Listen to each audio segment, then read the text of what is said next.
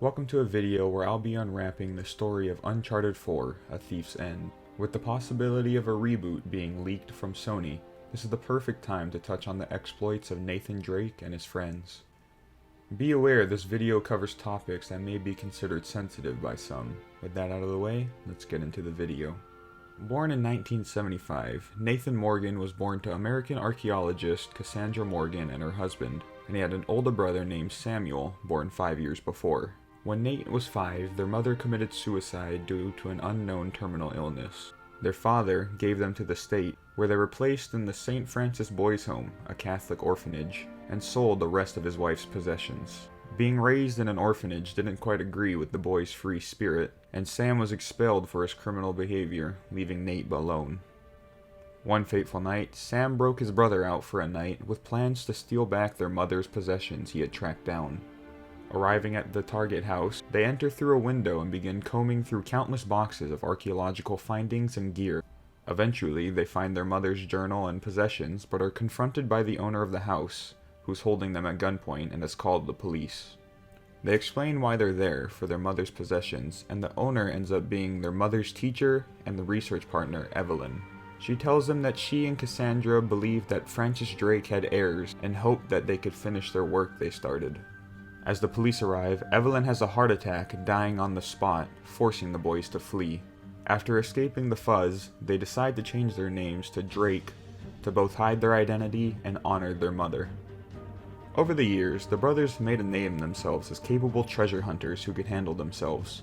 They made friends and enemies throughout their adventures, such as Victor Sullivan, Jason Dante, and Chloe Fraser. Around 1998, the pair got involved with an American businessman named Rafe Adler to search for pirate captain Henry Avery's stolen treasure, estimated to be worth $400 million. Bribing a corrupt warden, they managed to get into a Panama prison where Joseph Burns, a shipmate of Avery's, was held and was killed. The warden, named Vargas, wants a cut of the treasure, but Nate tells him to take it up with Rafe before being allowed to search the old prison. In Burns' room, he finds a broken wooden cross, but keeps it hidden from Vargas, saying there was nothing. Reuniting with Sam and Rafe, they figure out the cross isn't of Jesus, but of Saint Demas. Guys, let's just pretend I skipped all of Sunday school. During the crucifixion, Jesus is placed between two thieves, okay? One of them mocked Jesus. The other one, this guy, was penitent. Okay? He accepted his punishment with grace. And Jesus brought him to paradise. This gives them a new target, the St. Demas Cathedral in Scotland. After being jumped by a gang, the guards find the cross and escort them to Vargas's office. After he forces them to accept a 25% cut, Rafe kills him, but alerts the rest of the prison. They make a break across the prison, heading for an escape boat under the lighthouse. But Sam is shot and falls back into the prison, presumably dead. Rafe convinces Nate to leave him, and they manage to escape on the boat. Over the following months, Rafe buys the cathedral and begins excavating it, but the death of Sam leads Nate to terminate their contract and never mention his brother again. Over the next 12 years, Nate continued to work as a successful treasure hunter until he eventually settled down and married Elena Fisher, a journalist he met during one of his adventures. After retiring from hunting, Nate works as a diver for a salvage company owned by his boss, Jameson. After a successful job, Jameson approaches Nate with a lucrative recovery job in Malaysia, but is turned down due to the lack of permits. The following morning, Nate is organizing paperwork when his brother knocks at the door. Sam reveals that the guards saved him but made it impossible for Sam to reach out for help until recently. The only way he was able to escape was by being the roommate of the current drug kingpin of Panama, Hector Alcazar. In return for breaking out Sam, Alcazar, aka the Butcher of Panama, wants half of Avery's treasure and gives Sam 3 months to find it. With his brother's life on the line, Nate makes a reluctant return to treasure hunting, lying to Elena saying he's accepted the Malaysia job. Sam's only lead is a cross similar to the one they found in Panama, being auctioned in Italy, but this one is completely intact. Nate contacts Victor Sullivan, his mentor and adoptive father of sorts, to get them into the auction so they can lift it from storage before it ever enters the auction. Arriving at the villa, they realize the cross is already on the auction block, forcing them to try and steal it from the display by cutting the power. As the brothers prepare themselves for the heist, Sully runs into Nadine Ross, the leader of a private military company called Shoreline, as well as Rafe Adler, the Drake brothers' old partner.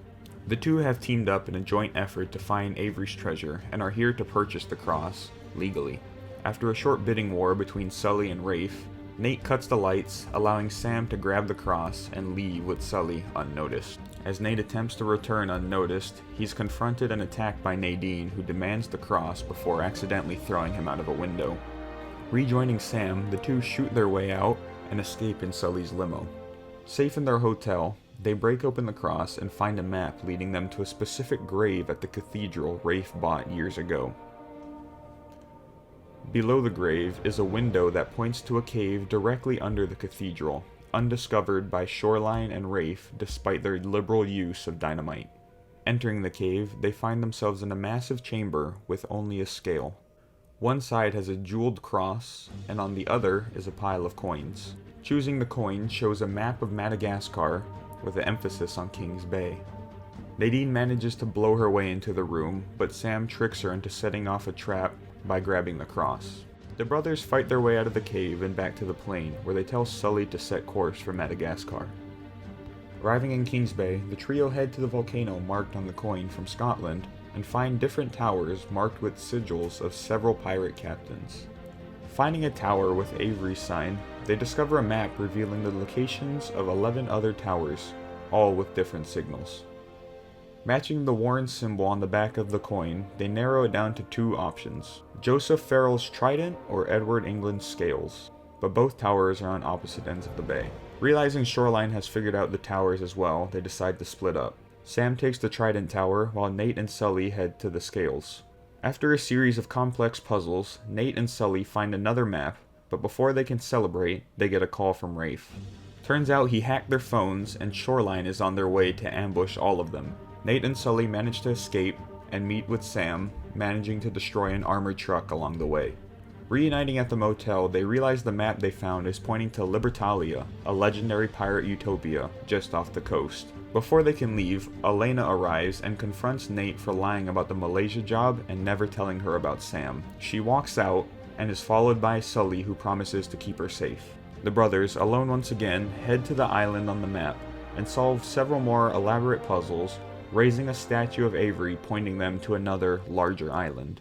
After nearly making it to the island, the Drake's boat is rammed by an out-of-control burning Shoreline ship, separating the brothers and marooning them both. Awakening on the beach, Nate attempts to find Sam, but passes out due to exhaustion. Awakening to a Morse code signal from Sam, Nate continues his journey through the jungle. The two reunite, and Nate begins to express concerns over Sam's obsession with the treasure, and how he has thoughts of cutting the trip short. Suddenly, they find Avery's sigil, and after following a trail of buildings, they find themselves standing above Libertalia. Arriving at the treasure room, they discover dozens of dead bodies, the treasure missing, and the word "thief" written everywhere. I want to take a moment to explain Avery and the rise and fall of Libertalia. The whole idea began with Avery, who wanted to disappear with all his stolen loot and escape prosecution for his crimes. He had envisioned a free land for all pirates, similar to Nassau in the Caribbean. He found 11 other like-minded captains and made Thomas II his right-hand man. The other founders, in no particular order, are Edward England, Richard Want, Christopher Codent, Tariq bin Malik, Willen Mize, Joseph Farrell, Anne Bonny, and Yazid al-Barasa. Together, they pooled their assets and created their paradise, where it's estimated that hundreds, if not thousands, of colonists came and pooled their treasure as well. Unknown to the colonists, the founders created another colony known as New Devon, with a mansion for each founder, and moved all the treasure there for themselves. At some point, the residents caught wind of their plan and planned a rebellion. They raided their treasury only to find it completely empty. They attempted a siege on New Devon, but were defeated, with everybody who wasn't killed hung in giblets or placed in Avery's escape catacomb. The founders also flooded the rest of the town, flooding away any possible rebel cells. With the external threat of the rebels gone, the founders' greed began to turn them against each other. Avery and Two acted first, inviting the others to a dinner, where they poisoned them all and took the gold for themselves. Shortly after killing everybody, Two realized Avery would soon betray him as well, and the two crews battled to the death for the treasure. This concluded with both crews perishing along with their captains aboard Avery's ship, the Fancy. After concluding that the founder stole the treasure and fled to New Devon, the brothers are ambushed by Shoreline. After nearly escaping, they are attacked by Nadine, who single-handedly beats both brothers. Just as they gain the upper hand, Rafe and the rest of Shoreline arrives and flips the tables on them. Nate tries to strike a deal for both of them to live and secure his brother's safety from Alcazar. Rafe, extremely confused, reveals he freed Sam from prison and killed Alcazar 6 months ago. In his rage, Rafe attempts to execute Nate, but Sam manages to take the bullet, but knocks his brother to the river below. Passing out from impact, Nate awakens in the arms of Elena. He tells her the entire story of him and Sam and reconcile their marriage together. They head to New Devon only to find it completely flooded. Entering Avery's house, they discover Avery's secret catacombs, which they follow to a massive ship graveyard. They rescue Sam from Shoreline and reunite with Sully and head to the seaplane to safely leave with everyone. An accident separates the group, with Sam on one end and the rest on the other, and he makes a break for the treasure, forcing Nate to chase him down. He tracks him to Avery's ship at the same moment that Shoreline does. Sam manages to steal a boat and get aboard the ship, beating Shoreline and having access to the treasure. Nadine attempts to leave as most of her men are dead, but her own men have been hired by Rafe and force her to board the ship to follow Sam. Nate sneaks aboard following a massive explosion, where he finds Sam crushed under a beam. Rafe and Nadine corner Nate until she betrays him, locking the two in the room together.